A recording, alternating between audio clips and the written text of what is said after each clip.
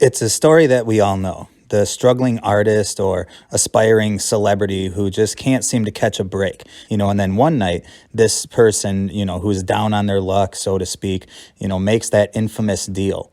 And in a desperate effort to attain success, they make a plea to Satan and offer their own eternal soul and proclaim their willingness to serve him in exchange for wealth and worldly acclaim, or success in whatever it is they're trying to achieve. And depending on the story, the circumstances vary. Sometimes the struggling artist actually encounters the devil himself, as claimed by Robert Johnson, who is often considered to be the father of rock and roll. But Robert Johnson is far from the only celebrity or famous person who claims to have sold their soul to the devil. And a lot of times, instead of actually meeting the devil in person, the deal is apparently struck through prayer or rituals. But is it true? Can a man really trade his soul for fame and riches? And does the Bible have anything to say about this? Well, the first thing that comes to my mind is when the devil attempted to make a very similar deal with Jesus himself, an event that's often called the temptation of Christ. And it's documented in Matthew chapter 4, as well as Luke chapter 4. And let's just read it. Okay, so Matthew chapter 4, verse 1. Then was Jesus led up of the Spirit into the wilderness to be tempted of the devil. And when he had fasted 40 days and 40 nights, he was afterward and hungered. And when the tempter came to him, he said, and the tempter being the devil, he said, if thou be the Son of God, command that these stones be made to bread. And so you see, he's tempting Jesus right now because, as it says in verse 2, he had just fasted for 40 days and 40 nights, and he was hungry, and being God and being able to, perform miracles, the devil shows up and says, why don't you turn these rocks into bread, because you can eat. And that was a temptation because Jesus was hungry. All right, but moving on. But he answered and said, it is written, man shall not live by bread alone, but by every word that proceedeth out of the mouth of God. And so Jesus quotes scriptures. And then the devil taketh him up into the holy city, and setteth him on the pinnacle of the temple, and saith unto him, if thou be the Son of God, cast thyself down. For it is written, he shall give his angels charge concerning thee, and in their hands they shall bear thee up, lest at any time thou dash thy foot against a stone. Jesus said unto him, it is written, thou shalt not tempt the Lord thy God. And so he's also acknowledging his deity right there. But now really pay attention to verses 8 through 11 here. It says, again, the devil taketh him up into an exceeding high mountain, and showeth him all the kingdoms of the world, and the glory of them, and saith unto him, all these things will I give thee, if thou wilt fall down and worship me. Then saith Jesus unto him, get thee hence, Satan, for it is written, thou shalt worship the Lord thy God, and him only shalt thou serve. Then the devil leaveth him, and behold, angels came and ministered unto him. And so here we actually see the devil promising Christ all the wealth and power and prestige in the world, if only Jesus would bow down and worship him. And of course, Jesus rejected the devil and pretty much told him to kick rocks. But that's the Messiah that we're talking about. Of course, he did not bow down to Satan. But now think of the world around you and ask yourself, how many among us would deny that offer like Jesus did? Or better yet, how many people do you know that would quickly bow down before the devil in exchange for all the wealth and luxury and fame in the world? Because I'll bet you could name a few. And so why wouldn't the devil still use this tactic? The Bible calls him the tempter and the god of this world, which he clearly is if he were able to offer all the kingdoms of earth to Jesus, and the devil uses the pleasures and enticements of sin to enslave men. So it's pretty feasible to consider the prospect that the devil has his hand in the so-called success of these young and influential celebrities who are indoctrinating and corrupting the youth by day and then driving around in Lamborghinis by night, and attending mansion parties. But honestly, you don't need to be an entrepreneur or an aspiring celebrity to see what a deal with the devil looks like. All you really got to do is just look out your front window and just observe the nature and the culture of this society, where the quickest route to wealth is to lie, to cheat, and to steal, to sell drugs and to sell sex, to conduct pyramid schemes, or scam people online, etc. And even you watching this video, you could probably become a millionaire in 12 months, but it would require you to abandon your integrity and dignity, and you'll have to be willing to deceive and exploit others, and maybe even hurt others. And so, when you frame it that way, you can make the argument that people who are motivated by worldly gratification, and those who are willing to do immoral things for money have indirectly already made that same deal with the devil. because the devil couldn't care less if you worship him by name or if you identify as a Satanist. As long as you're not serving God, you're right where the devil wants you. And he keeps you there with the hollow comforts of sex and drugs and entertainment. When you adopt the status quo lifestyle of this constant consumption and indulgence and just moving from one distraction to the next. And it's all there just to keep you from thinking your own thoughts and examining your heart. It's all about distracting you from seeking God.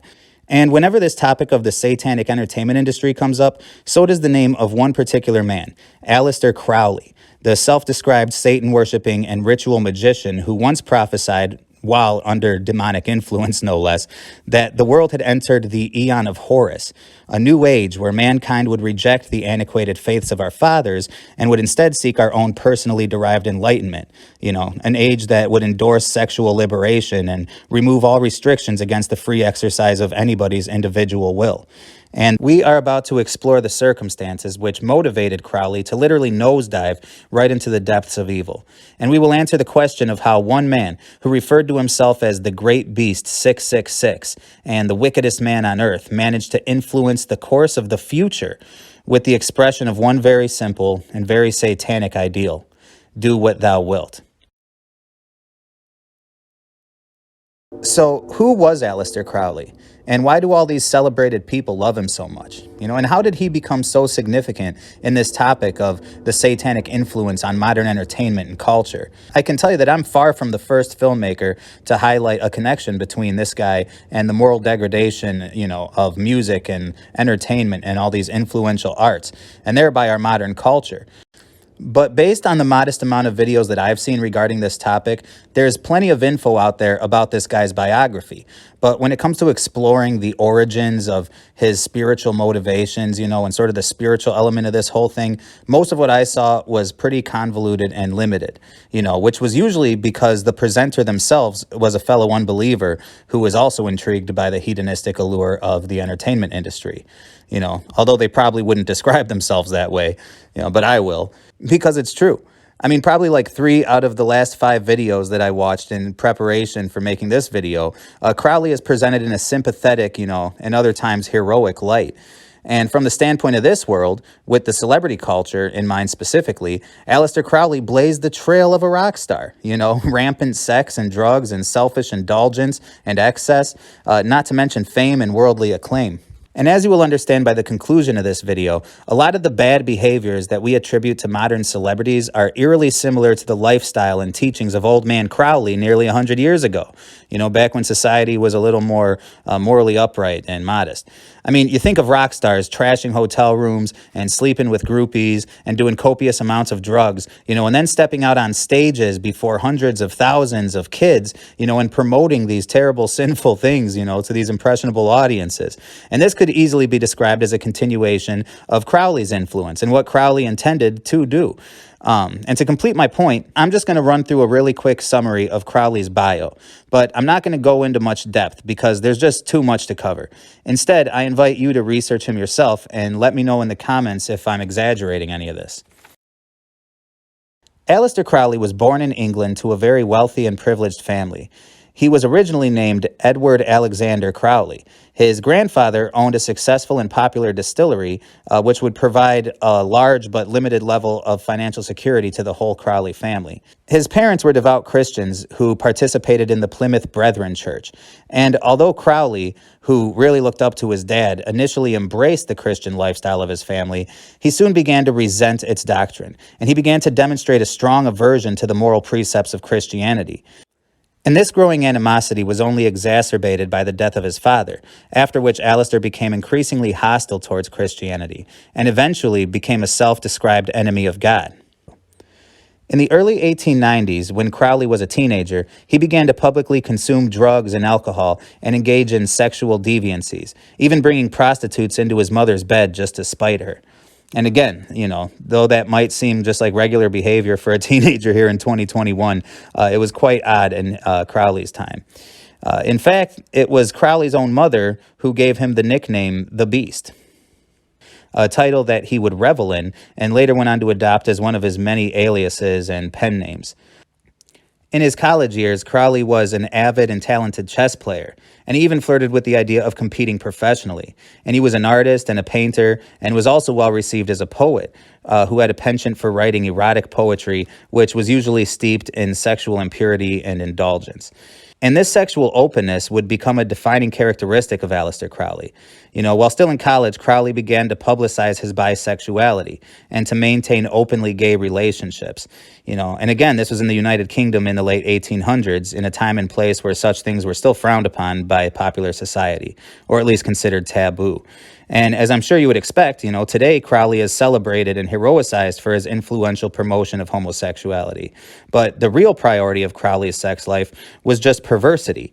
He lusted to indulge in whatever common society considered to be unnatural or obscene. And as Crowley continued to develop his occultic philosophies and rituals, he would integrate these sexual fetishes, which were often sadistic in nature, into his practices. And this became the sex magic by which he is now famous, or perhaps infamous. In 1898, he joined a secret society called the Hermetic Order of the Golden Dawn, which was founded by Freemasons and modeled after Rosicrucianism. And if you don't know what these things are, you're just going to have to do your own research because, again, I don't got time to break all this down. I'm only trying to give you a very general summation of what this guy was all about. And besides, Crowley's biography is more diverse and convoluted than the entire James Bond anthology. And I use that example unironically because according to numerous historians, Crowley was even a British secret agent for a period of time, and check into that yourself. But the point is, I'm just going to stick to the basics to make a larger point. So where were we? We got Crowley here, the great folk hero who was in reality a selfish and sexually perverted heroin addict whose hatred for Christianity escalated to voluntary possession by demons, And in this process, he landed in the Hermetic Order of the Golden Dawn, which is where I left off. And he was invited into this society by a prominent chemist and fellow occultist by the name of Julian N. Baker. And though he was generally respected by the group, he was eventually kicked to the curb by the order because apparently his obscene proclivities and scummy antics proved too unlikable for even them. And then in the years to follow, Crowley spent a few years writing about and popularizing various practices of witchcraft, some of which have also come to be embraced by today's world. Things like tarot card readings or yoga. Now, somewhere along his journey, Crowley got married to a woman named Rose, who accompanied him as he went about conducting his campaign against God. And history says that while they were on their honeymoon in Egypt, Rose would go into these trances and deliver cryptic messages to Aleister about how the god Horus has been waiting for them and that sort of thing, And Rose actually helped Aleister to produce his most famous book, the Book of the Law, which, according to them, was transcribed from a spiritual messenger of Horus named Aiwass, or I'm not sure how it's pronounced, but that's how it's spelled. And apparently Crowley just meditated for a few days and wrote down what this disembodied voice spoke to him. And anyways, the Book of the Law would become the foundational source for Crowley's invented religion, which he would name Thelema, a satanic religion that is still practiced today. And the Book of the Law is also the origin of Crowley's famous mantra, of which I keep repeating, do what thou wilt. And most of you have probably heard that before, and certainly you have if you watched part 1 of this series. But the quote goes on. It's actually, do what thou wilt shall be the whole of the law. And what he's saying here is that in his projected future, there will only be one universal law, to do what you wilt, or pretty much to do what you want, to serve yourself before all others and just do whatever you want and everyone else be damned, And remember, this is not just Crowley writing about his opinions. This is supposedly some demon prophesying about the near future through Crowley. He called it the Eon of Horus, and he said that this eon was upon us now. And remember, this is not just Crowley writing about his opinions. This is supposedly some demon prophesying about the near future through Crowley. He called it the Eon of Horus, and he said that this eon was now upon us. And you got to think when you look around, not only has our world embraced this notion of do what thou wilt, but also we participate in ceremonious pagan rituals and witchcraft, and often unbeknownst to us. It's just part of the culture here in this fallen world. Think back to the scriptures I referenced earlier, when the devil attempted to make a deal with Jesus, promising all the wealth and all the fame in the world if Jesus would just worship him, aka sell his soul. And while most people laugh at the notion of celebrities acquiring fame and fortune in response to selling their soul to the devil, everybody actually acknowledges this transaction. I mean, it's a phenomenon that even the secular world recognizes, but they call it selling out. Instead of selling your soul, it's just selling out. But what does it mean to sell out in context with fame and stardom? It means that you voluntarily trade in your integrity and principles and promote bad things, for fame in an obviously satanic entertainment industry. And if you're a girl, your fame might come at the cost of your willingness to prance around in front of a crowd of children as you sing explicit songs about inappropriate things while wearing lingerie. And if you're a rapper, you might find yourself reading news headlines about fans of yours who got killed in a drive-by shooting, and the depression may begin to grow inside you as you continue to rap about what a tough gangbanger you are while going home to a secluded mansion in the hills where you can't even hear the gunshots being exchanged by the kids who are imitating the nonsense that you're rapping about, or maybe you're the talented salesman who stumbles into that $1 million deal and all you got to do is tell a couple lies, destroy a few businesses, maybe buy off a few politicians, and then it's off to the Bahamas with you, and you could be the next CEO. And this is the do what thou wilt model of success. And it all equates to worshiping the devil. Because as God watches down, we are getting caught up in a self-centered rat race to gain stature in this fallen world system that rewards apathy and compliance. And it doesn't take a seminary graduate to see how well these celebrated people serve Satan's mission, which is ultimately to keep you distracted by sin and lust so that you don't seek God, like I said before. And so that you can join the devil in the lake of fire when this is all said and done. And listen, it is sort of creepy and sort of darkly impressive to compare Crowley's Aeon of Horus prophecy with the world surrounding us, which does seem to embody the spirit of his predictions. But I don't want to give too much credit to the guy. He was not the prolific philosopher that Hollywood paints him to be. He was a deviant and drug-peddling sexual predator. He was a scumbag of the worst degree. Nobody liked him. I mean, his personality sucked. We're talking about a guy that ate poop in an effort to find enlightenment. He was kind of like the G.G. Allin of his time. Actually, I guess G.G. Allin was kind of more like the Aleister Crowley of our time. But that's beside the point. And the point is that Crowley was just a fool and a jerk, and he was constantly being kicked out of establishments and constantly fleeing the authorities in connection with various crimes, many of which originated from his perverse sex magic. And in 1923, Crowley and his followers were permanently banned from Italy after one of his young disciples died in a manner connected to the cult's sacrilegious and dangerous ritual practices. And after getting kicked out of Italy, he just kind of wandered around looking like a human skeleton, lifeless and sad, and practicing his evil magic, defiling his body, defiling the bodies of others, constantly drunk, constantly high on heroin and other harsh drugs, worshiping demons and attributing pretentious nicknames to himself. Pretty pathetic, huh? And as for his family, do you remember Rose, his wife? I haven't talked much about her because she was always back at home with the kids as Aleister traveled around squandering his inheritance on drugs and prostitutes and establishing his little religion, Thelema. And so Crowley was nowhere to be seen as his little daughter Lilith died at a young age. Regardless, Crowley blamed her death on Rose's alcoholism, and he divorced her. And I would speculate that her alcoholism had to do a lot with the fact that she was married to this wicked and terrible Satanist of a man who treated her like crap. And meanwhile, Crowley just continued to sleep with prostitutes and mistresses and even to bear children with them, who in the end he abandoned as well. Now, when Aleister Crowley's life finally came to an end in 1947, he was living in abject poverty and squalor, and he had squandered away his inheritance on a lifetime's worth of debauchery, and drugs and women, and even his appearance was a sad reflection of a life lived in enslavement to sin. I mean, just look at this guy. Would you let this guy babysit your kids? Seriously. I mean, despite having achieved some level of fame in his lifetime, in the end, he was reduced to a pathetic status, and that's what he agreed to when he gave his life over to Satan all those decades back. This is how a deal with the devil looks. Crowley volunteered his service to the devil, and the devil used him like a tool, both literally and figuratively. And in reality, Crowley achieved nothing. By his own admission, he was merely a foolish mortal allowing demons and spirits to channel messages through him. And so in the end, it's the devil who achieved so much through Crowley. And just like any craftsman would do, once Crowley no longer served his purpose as a tool, he was discarded like a broken hammer. And you know what's crazy? All this respect and fame that's attributed to Aleister Crowley, it didn't even come until after he died. So in his lifetime and at the time of, this pathetic situation he was in when he died and that I just described, he had no idea that his legacy would even live on. He had no idea how influential his ideas would be. He died probably feeling like a failure.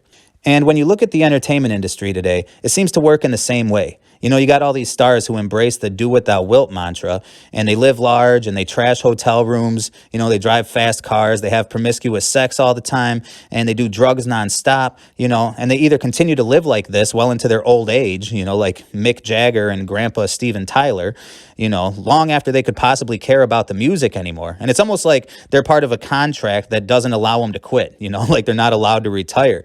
And then those that don't make it into old age are rarely lucky enough to make it past the age of 27, and they die as STD-riddled drug addicts, just like their hero, Aleister Crowley. And I believe that a lot of these guys on the world stage who claim to have made deals with the devil are being honest. But they're idiots because Satan is the father of lies. And so making a deal with the devil is like loaning money to a thief. You're just going to get screwed because the devil hates us. I mean, he hates me and my fellow saints, because we're his enemy, but he also even hates his own followers, because even people like Aleister Crowley or modern clowns like Marilyn Manson could be redeemed and rescued from the jaws of sin and death if they would only repent and believe, not to mention they're made in the image of God, which Satan despises. And I believe that anyone with a heartbeat inherently understands this. And so it's sad, because you can imagine the inner turmoil that this man suffered as he wrestled endlessly to suppress the truth in his heart. And that doesn't only apply to Crowley, but anybody that is decidedly living in sin. And when you look into the eyes of this man, what do you see? I mean, is this the great beast that he purported to be? The wicked one? Is this the face of a messiah of some kind? No, I mean, if you ask me, these are the eyes of a sad and weak man who has been completely defeated by his own sin and indulgences. And that's pretty much my assessment of the infamous Aleister Crowley. I mean, of course, this was only, like I said, a very short summarization. And I didn't even get into the numerous influential figures from history who were unabashed followers of Crowley. He rubbed shoulders with many people who you would be really surprised by. Like Jack Parsons, for example, the founder of NASA's Jet Propulsion Labs, and who was also an avowed occultist. And I left Parsons out because his story is just crazy, and he's going to have to get his own video sometime down the line, as well as L. Ron Hubbard, founder of Scientology. And I'm honestly really excited to make this video about this topic of Parsons and Hubbard and Crowley, in that aforementioned video I'm going to make, because you're going to be astonished and bewildered to learn just how satanic and weird and crazy our history really is. But that's going to have to wait. Anyways, another famous associate of Crowley's was the famed sexologist Arthur Kinsey, who is the namesake, by the way, of the Kinsey Institute. And apart from being a key figure in modern sex education and public school curriculum, this Kinsey guy was most notorious for things like the encouragement of embracing sexual perversions, also known as the sexual liberation movement that I was talking about with Crowley. And his methods of research included the mass exploitation and actual molestation of hundreds of children so that he could scientifically chart the ways that kids responded to such things. But anyways, it's really terrible, and he's another character that I'm going to investigate in the education chapter of this very video series. So I'm leaving him out as well for now. And because with this video, all I really wanted to do was present an accurate portrayal of Crowley's life, but with the focus being on his animosity towards God and his willing participation with the forces of evil. And I hope that I've adequately done that. And the point that I want you to take away from my commentary in this video has nothing to do with all the crazy stuff and strange accomplishments that he had in his lifetime, but rather the miserable state that he died in after being physically, emotionally, and spiritually defeated by the very sins which he embraced. And I want for you to consider that the next time you see some celebrity wearing a t-shirt with his face on it, or you hear some rock star gloating about having made a deal with the devil, because this is how that deal ends. So can you really sell your soul to the devil? Well, yeah, and many do. Biblically speaking, it is possible to indulge in sin to the point that your conscience can become seared and unresponsive to God's voice. But does the devil really reward his servants with fame and riches? Well, again, I would say yes, but it's demonstrated through the very culture of humanity in this fallen world. Because the devil doesn't care if you acknowledge him, like I said before. He just wants you to avoid God. He doesn't need your allegiance. He already has your allegiance if you're living in sin and if you're not living for God. And it's clear to see that in this world, fame and wealth is held in the highest regard from the general public. That is the dream. And it's not a coincidence that the highly acclaimed celebrity witches of our world, from Crowley to Cobain, tend to meet such a tragic demise. A deal with the devil is a bum deal. It's actually a scam. But what more would you expect from the father of lies? So in closing, why did I spend so much time covering Aleister Crowley and adult celebrities in a video series called The War on Kids? Well, because children are the ones who have always been strategically targeted by this satanic entertainment industry. And the people who we as adults regard as entertainers to children are educators. And if Crowley's little Eon of Horus prophecy really has been fulfilled, then it was accomplished through the influence of this entertainment industry, which hardly even existed in the time of Crowley's life. I mean, seriously, even the entertainment industry itself was pretty much designed in the wake of Aleister Crowley's influence. And it was through music and entertainment that Crowleyites like Timothy Leary or the Beatles pushed this whole do without wilt thing into the mainstream, both in word and practice. And apparently Crowley's influence has only grown since then, because indeed our world now embraces and defends the do without wilt lifestyle. At least that's the case from my point of view here in the United States. I mean, we now have passports being issued with X as a gender option.